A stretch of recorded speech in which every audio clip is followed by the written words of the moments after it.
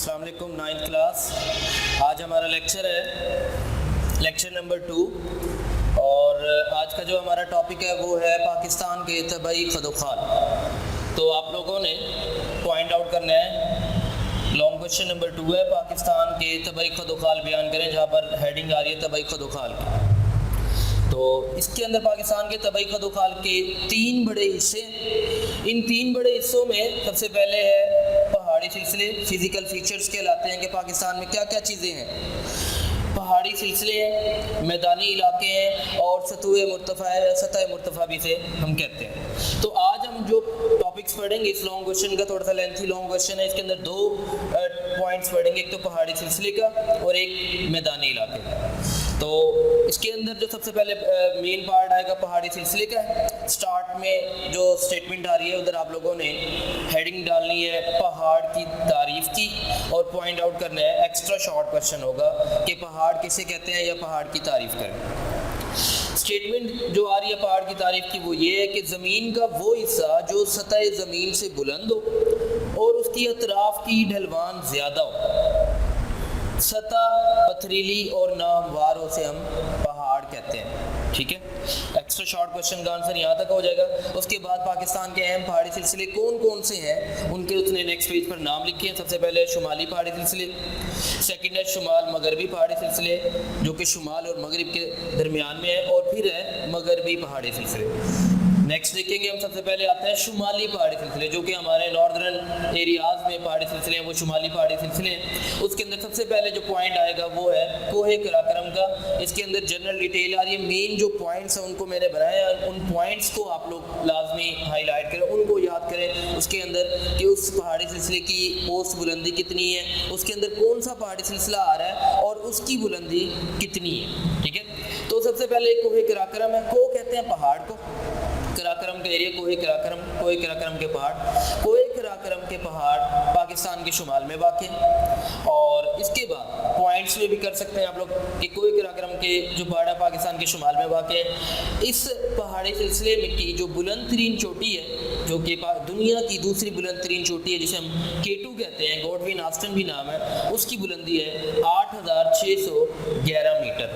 ठीक है, और ये आप लोगों ने MCQs के लिए भी अंडरलाइन करना है। इसके बाद है कि कोहे कराकरम जो है उसकी औसत बुलंदी है 7000 मीटर।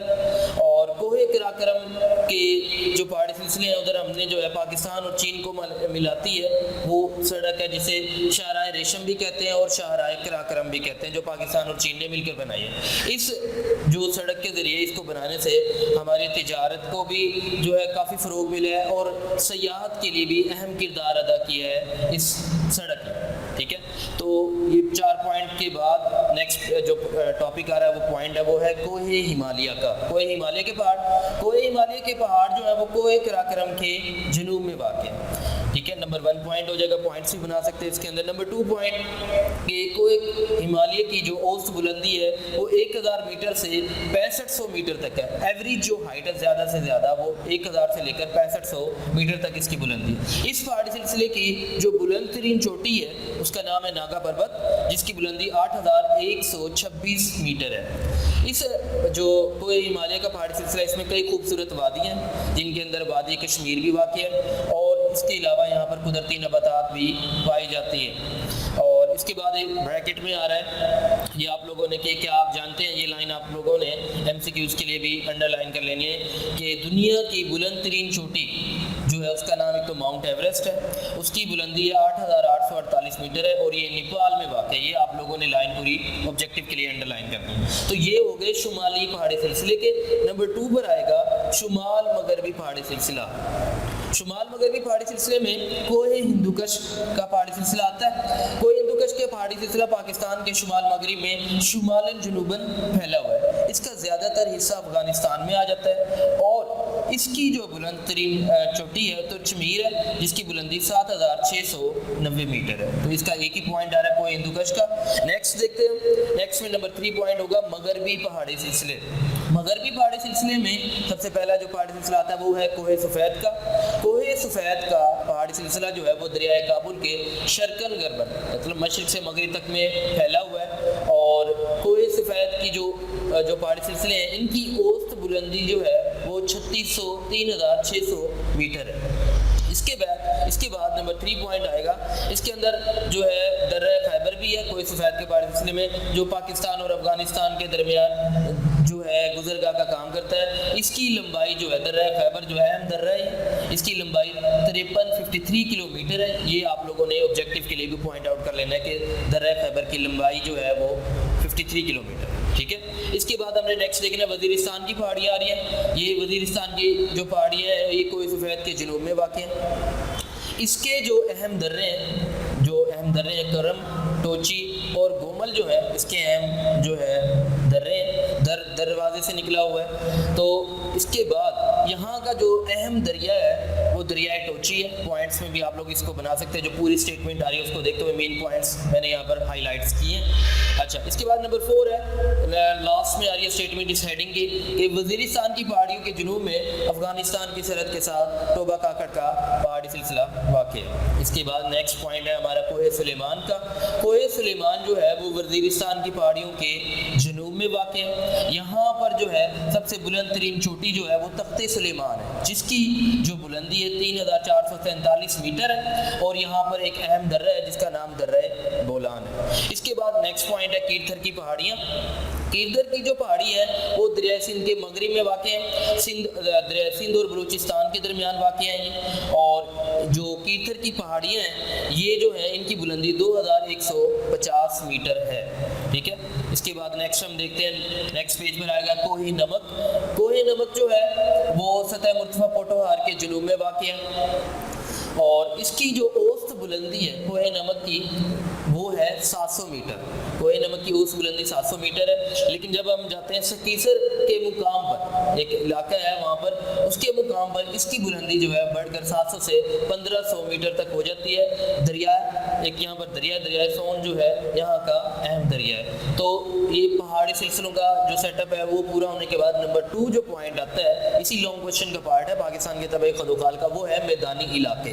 میدانی علاقوں میں آپ لوگوں نے سٹارٹ میں ہیڈنگ دینی ہے دریائے سندھ کا بالائی میدان۔ بالائی کہتے ہیں اوپر والا، ٹھیک ہے، دریائے سندھ کا بالائی میدان۔ دریائے سندھ جو ہے دریائے سندھ جہلم، چناب، راوی، ستلج کی لائی ہوئی مٹی سے یہ علاقہ بنا ہوا ہے، جسے ہم دریائے سندھ کا بالائی میدان کہتے ہیں۔ صوبہ پنجاب جو کہ ہمارا صوبہ ہے، صوبہ پنجاب، اس کا جو میدانی علاقہ ہے وہ علاقہ دریائے سندھ کا بالائی میدان کہلاتا ہے۔ اور پنجاب کا نام کیوں پڑا؟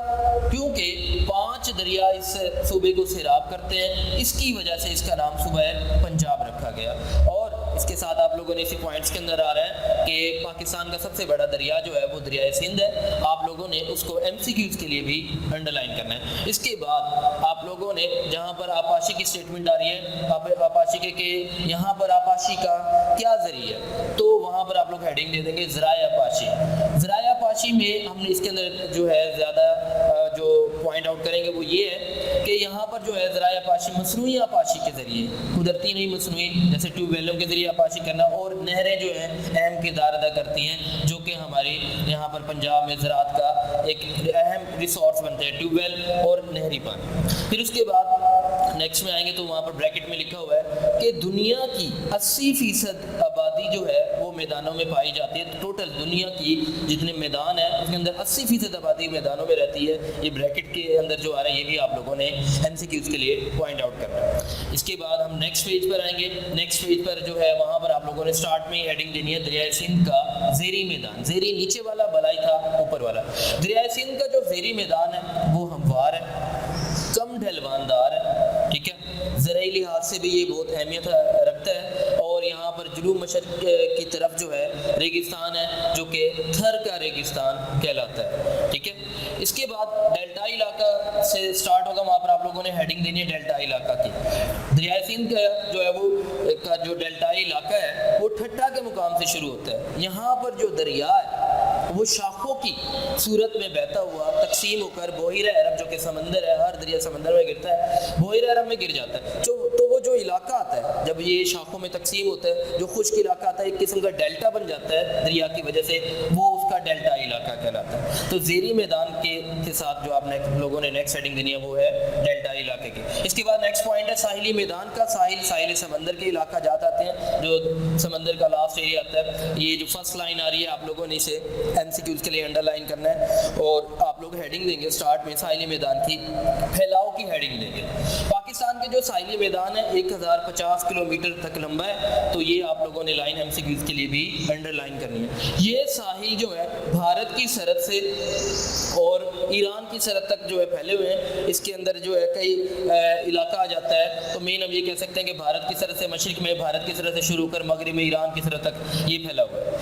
پھر اس کے بعد جہاں پر لکھا ہوا ہے کہ پاکستان کی اہم بندرگاہیں، وہاں پر آپ لوگوں نے ہیڈنگ پوائنٹ آؤٹ کرنی ہے اہم بندرگاہیں کی۔ پاکستان کی اہم بندرگاہیں جو ہے ان میں کراچی ہے، پورٹ قاسم ہے، اور گوادر جو ہے پاکستان کی اہم بندرگاہیں ہیں۔ تو یہ کیونکہ ساحلی علاقہ جاتا ہے تو یہاں پر ماہی گیری کا جو پیشہ ہے، مچھلیاں پکڑنا جو ہے، ماہی گیر مچھلیاں پکڑنے والے، ماہی گیری مچھلیاں پکڑنے کا جو شعبہ ہے وہ اہم کردار ادا کرتا ہے، اور جو ہے یہاں وہاں کے مقامی لوگ جو ہے اسی پر ان کا جو ذریعہ معاش ہے وہ یہ۔ تو ساحلی میدان کا ٹاپک ہو گیا۔ اس کے بعد جو اس کا جو میدانی علاقے کا لاسٹ پوائنٹ رہ جائے گا وہ ہے ریگستان کا۔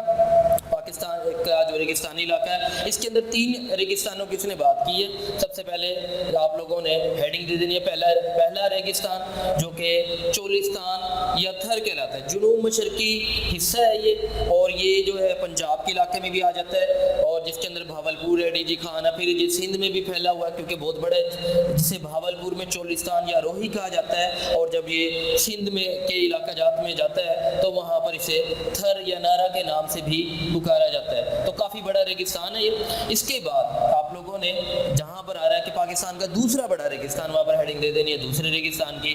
پاکستان کا جو دوسرا بڑا ریگستان ہے وہ اس کا نام ہے تھل، جو کہ دریائے جہلم اور دریائے سندھ کے درمیان میں واقع ہے۔ وہ ریگستان جو ہے تھل کا ریگستان ہے۔ اس کے بعد جو لاسٹ پوائنٹ آ رہا ہے وہ ہے ریگستان، جس میں لکھا ہوا اسٹیٹمنٹ لکھی ہوئی ہے بک کے اندر کہ پاکستان کا تیسرا بڑا ریگستان، تو وہاں پر آپ لوگ ہیڈنگ دے دیں گے تیسرے ریگستان کی۔ پاکستان کا تیسرا بڑا ریگستان جو ہے وہ صوبہ بلوچستان میں واقع ہے، جو کہ خاران، ریگستان کا نام خاران ہے، جو کہ صوبہ بلوچستان کے شمال مغرب میں واقع ہے۔ تو یہی پوائنٹس آج ہم نے پڑھنے تھے۔ اس کا ایک پوائنٹ رہ گیا، وہ ہے سطح مرتفع کا، وہ انشاءاللہ ہم کل پڑھیں گے۔